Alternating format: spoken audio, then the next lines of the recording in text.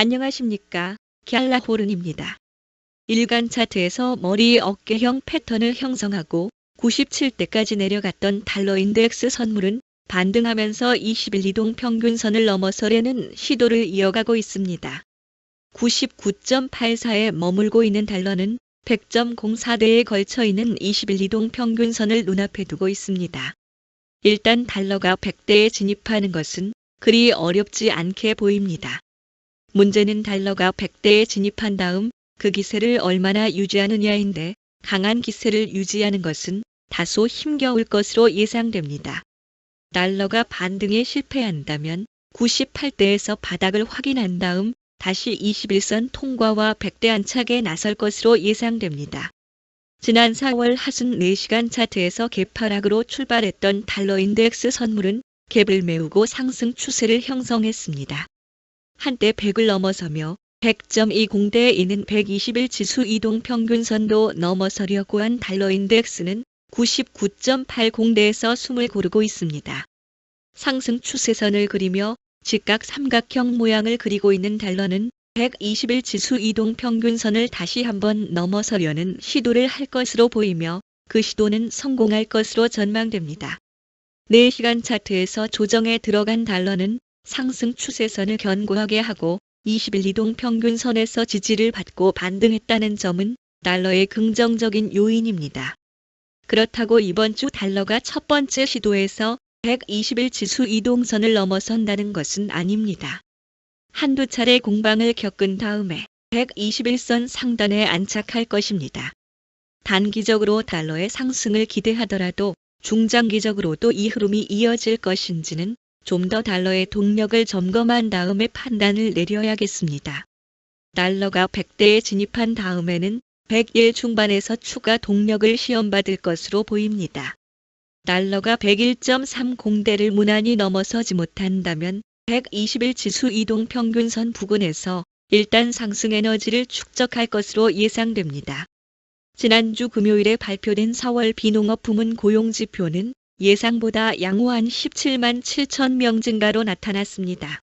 실업률도 4.2%로 지난달 발표치와 변화가 없었습니다. 로이터 통신이 전문가들 의견을 집계해 예상한 수치는 13만 3천 명 증가였고, 최근 1년간 월 평균 15만 2천 개의 신규 일자리가 생겼습니다. 대신 미 노동부는 2월치와 3월치에 대해서는 하향 수정해 3월 비농업 부문 고용 증가는 18만 5천 명 증가로 수정됐습니다. 시장에서는 도널드 트럼프 미국 대통령의 관세 정책으로 일자리 감소를 우려하는 목소리가 높았는데, 시장 예상을 상회하는 결과가 나왔습니다. 하지만 관세 정책 영향이 아직 고용시장에 충분히 반영된 것이 아니어서 좀 더 지켜봐야 한다는 의견도 있습니다. 미국 1분기 국내 총생산이 3년 만에 역성장한 것으로 조사되는 등 현재 미국 경제는 침체 위험 신호를 보내는 상황입니다. 제닛 옐런 전 미국 재무장관은 트럼프 행정부의 관세 정책이 경기 침체를 불러올 수 있다고 우려했습니다. 미국이 수입하는 제품의 약 40%가 미국 국내 생산에 투입되고 있기 때문입니다. 미 연방준비제도 의장을 역임한 바 있는 옐런 전 재무장관은 아직 경기 침체를 예측한다고 말할 준비는 되지 않았지만 가능성은 훨씬 커졌다고 덧붙였습니다. 관세 정책이 미국의 경기 침체뿐 아니라 스태그플레이션을 불러올 수 있다는 경고는 여러 곳에서 나오고 있는 형편입니다. 이번 주로 예정된 연방준비제도 연준의 기준금리 결정을 앞두고 금리 인하를 요구하는 미 행정부의 압력이 높아지고 있습니다. 한국 시간으로 8일 새벽에 발표되는 연준의 연방공개시장위원회 정례회의 결과를 앞두고 트럼프 대통령은 다시 한번 연준의 기준금리 인하를 압박했습니다. 트럼프 대통령은 자신의 SNS에 인플레이션은 없다며 연준은 금리를 인하해야 한다고 강조했습니다.